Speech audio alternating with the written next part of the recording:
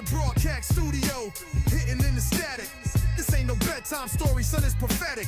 Encrypted signals from the shadows of the garden. We dig where the dirt got secrets, no parting. Microphone alchemist, scriptures with a twist.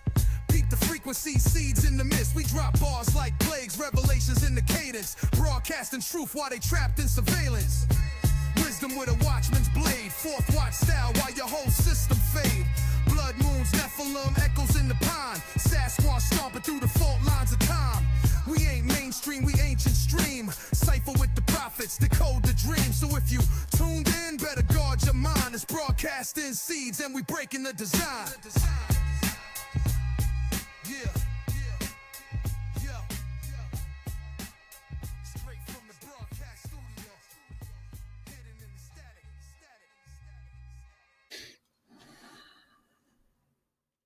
You ever notice how the scariest monsters aren't the ones from outer space or the bottom of the ocean?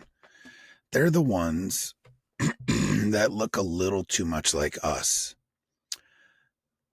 That's the werewolf in a nutshell. Half man, half beast, all nightmare fuel.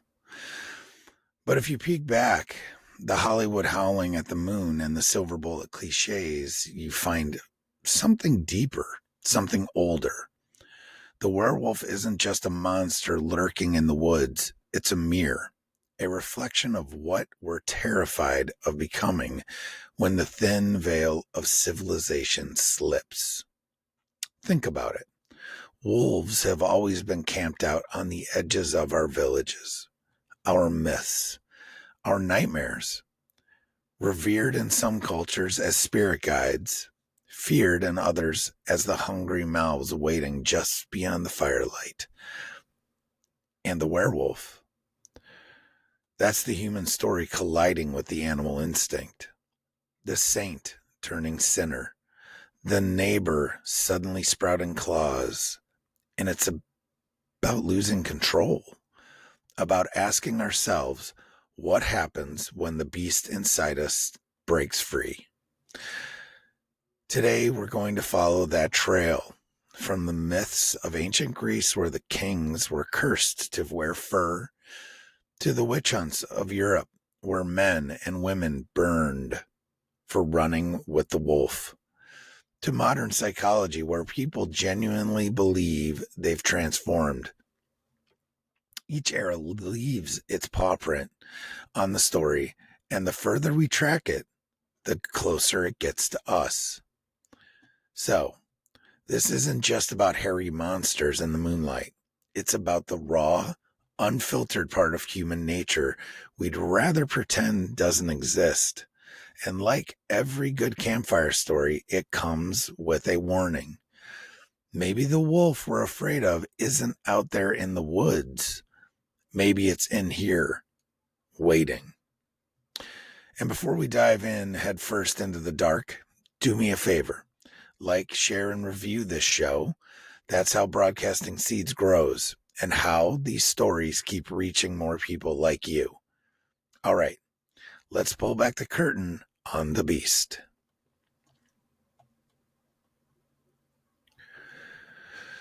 Wolves at the threshold.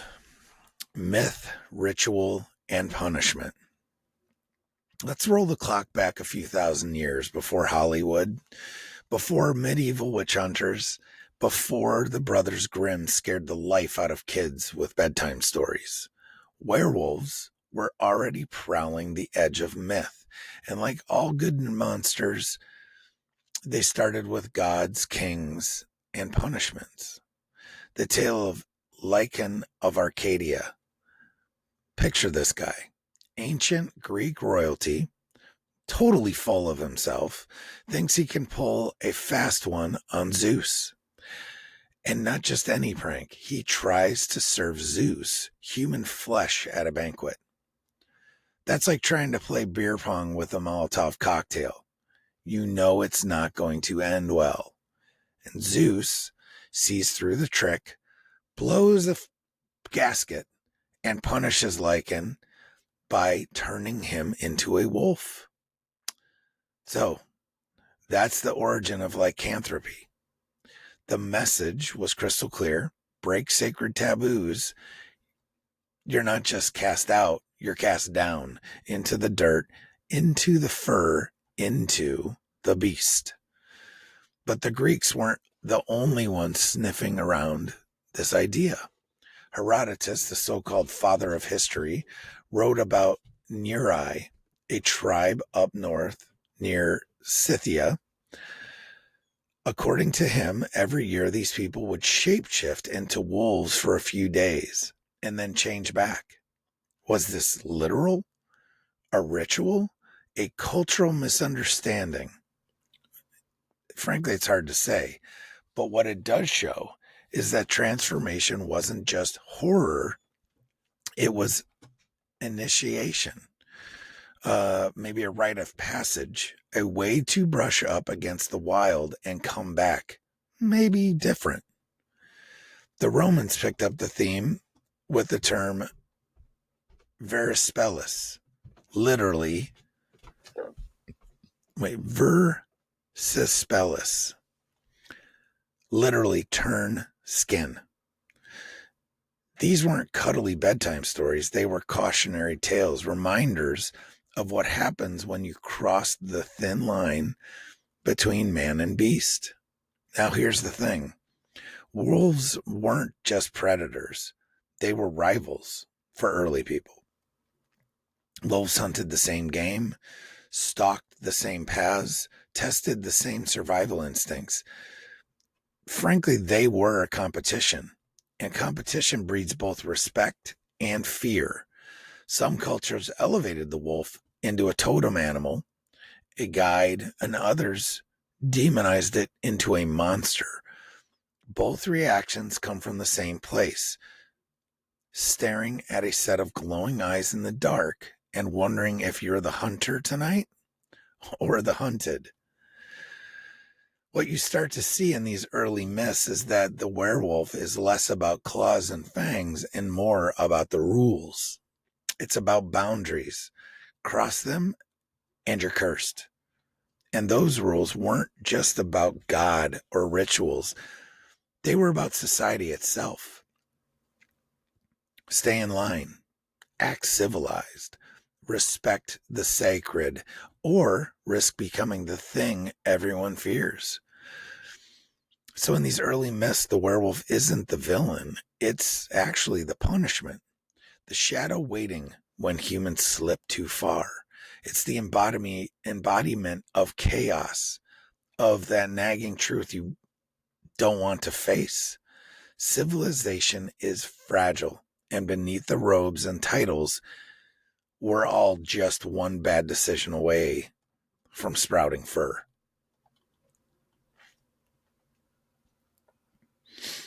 Trials, terror, and the wolf among us. Fast forward to medieval Europe, a place where fear wasn't just superstition, it was law. You had the plague rolling through towns, starvation stalking the countryside, and the church tightening its grip on every part of daily life. If you were poor, hungry, and desperate, sometimes the scariest monster wasn't hiding in the woods. It was hiding in the neighbor next door. This is where the werewolf legend mutated into something darker. Forget gods and myths. Now we're talking trials, torture, and executions. To be accused of being a werewolf in the 16th century Europe was basically a death sentence. The church and local authorities started treating lycanthropy the same way they treated witchcraft, as a pact with the devil. If crops failed, if livestock disappeared, if kids went missing, somebody had to pay. And that somebody was often the one accused of running with the wolves. The most infamous case is Peter Stump in 1598 in Germany. The story reads like a medieval horror script. Stump was accused of being a werewolf who slaughtered men, women, and children. Some stories even say he ate them. The trial records, dripping with hysteria, the trial records, dripping with hysteria and torture extracted confessions, claimed he had a magical belt given to him by the devil that let him transform into a wolf at will. When they finally caught him, the punishment was as brutal as it gets: execution by wheel, beheading, and burning. It wasn't just about killing a man, it was about erasing the idea that someone could live outside the boundaries of faith and law. But here's the catch. These weren't isolated cases. Werewolf trials spread across France, Switzerland, and Eastern Europe. They often overlapped with witch hunts because both were painted as Satan's soldiers. The difference was the werewolf wasn't just accused of sorcery, it was accused of devouring the community, literally. The wolf became the scapegoat for everything a society couldn't explain, and by turning ordinary people into monsters, authorities got to flex their control. Why wolves? Simple. They were the perfect symbol of wilderness and chaos. And in an era where Europe was pushing back forests, domesticating land, and building ordered villages, the wolf was the last holdout of the untamed. To accuse someone of being a wolf wasn't just calling them a predator. It was branding them as an enemy of civilization itself. And that's the twisted beauty of these stories. The werewolf wasn't just about some hairy creature under the moonlight. It was about what happens when a society needs a monster to blame. A missing child? Blame the werewolf. A failed harvest must be a curse. Social unrest. Somebody made a deal with the devil. It's scapegoating with fangs. So by the time the Middle Ages were wrapping up, the werewolf had gone from divine punishment to a weapon of control. The beast wasn't just in the woods anymore. Frankly, it was in the courtroom, on the execution stage, and in the very laws that governed people's lives.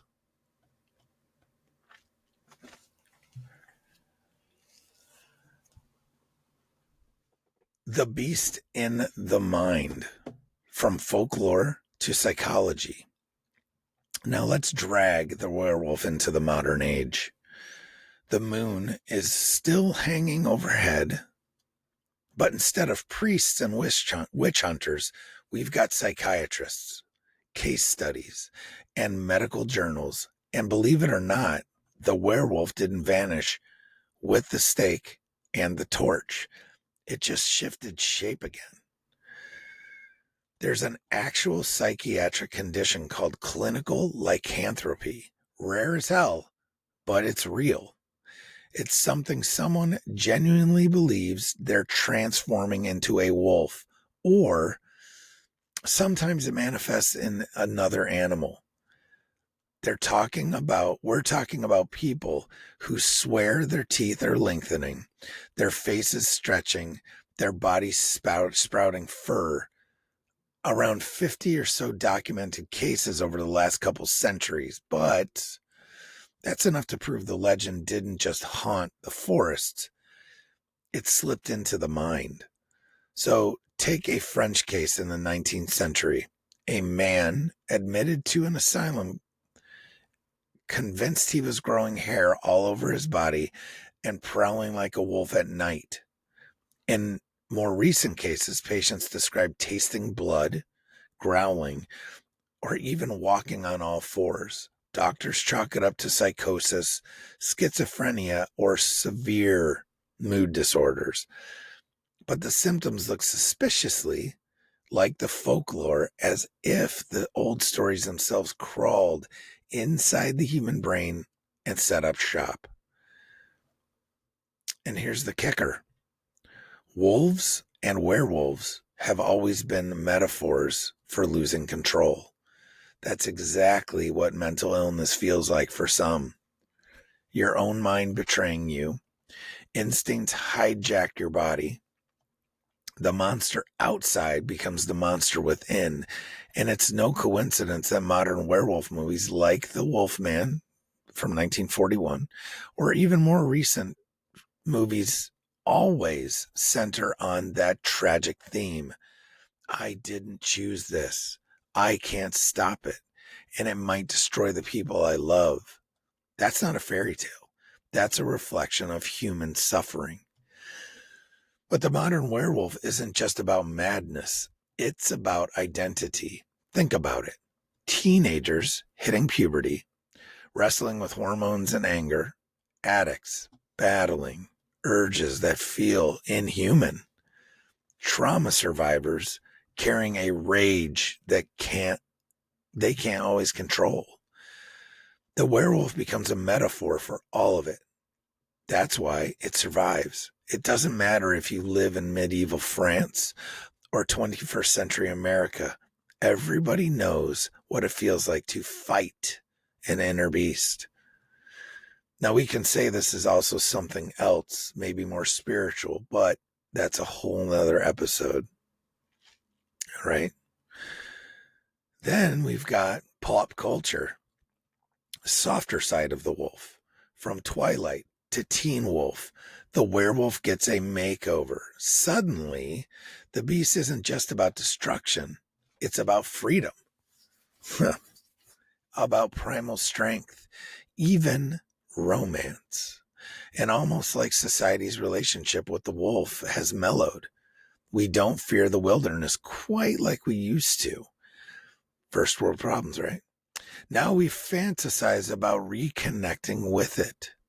The wolf becomes less of a curse and more of a superpower. Still, whether it's fear or fascination, the through line is the same. The werewolf reflects us. It's our shadow self, our suppressed instincts, our wild side clawing at the surface. Strip away the silver bullets and the Hollywood makeup, and the real horror story is that deep down, we know it's true. We are never too far from the beast.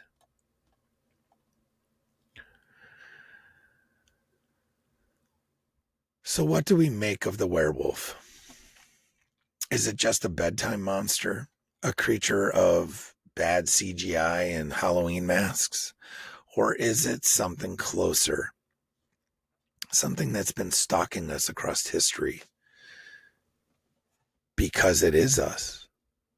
From kings cursed by gods, to villagers burned in the town square, to modern patients in padded rooms, this story just doesn't go away. It just changes costumes. The werewolf forces us to confront the part of ourselves we don't like to talk about. The hunger, the rage, the instinct to lash out, the urge to run wild and break the rules. Some cultures turned that into a warning. Control itself or you'll pay the price. Control yourself or you'll pay the price. Others turned it into ritual. Step into the fur, live with the beast, and come back changed. Today, we spin it into metaphors about trauma, addiction, or the awkward chaos in becoming an adult. Different masks, same face. Maybe that's why the werewolf won't die. Because it's not really about wolves at all. It's about us. The thin layer of civility we wear. The fragile skin we call humanity. And every now and then, when the moon is full, or the stress gets to be too much, or the fear takes over, that skin feels like it could split. And maybe that's the real horror story. Not that the beast is out there in the woods, but that it's pacing just under your own rib cage, waiting for a crack in the door. If that made you think, if it planted a seed you can't quite shake, then do me a favor. Share this episode, leave a review, hit that like button. That's how Broadcasting Seeds grows. How we keep digging into the strange, the hidden, the uncomfortable truths that live just beyond the firelight. This is Bennett Tanton, and you've been listening to Broadcasting Seeds. Until next time, keep your eyes on the shadows and maybe, just maybe, listen for the howl.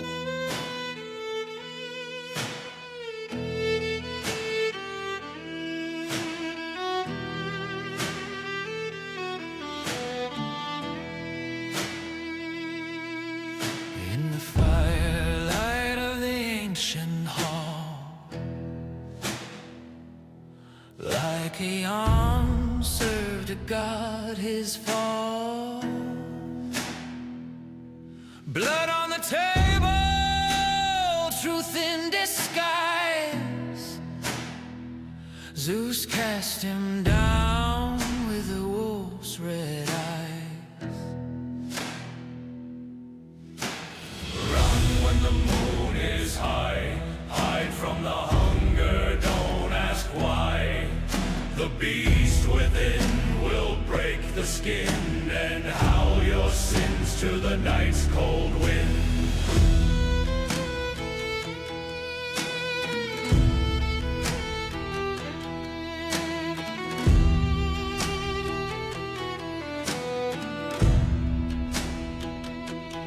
Witch fires burned in the village square.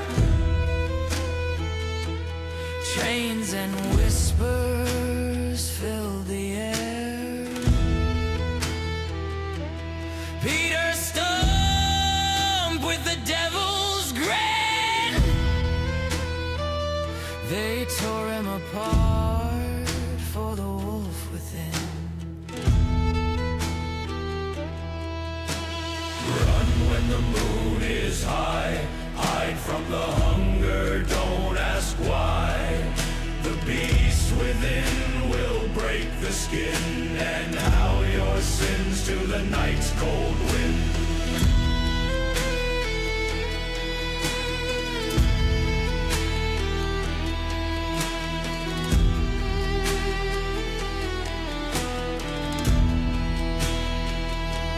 Some say madness, some say curse. Some say man is something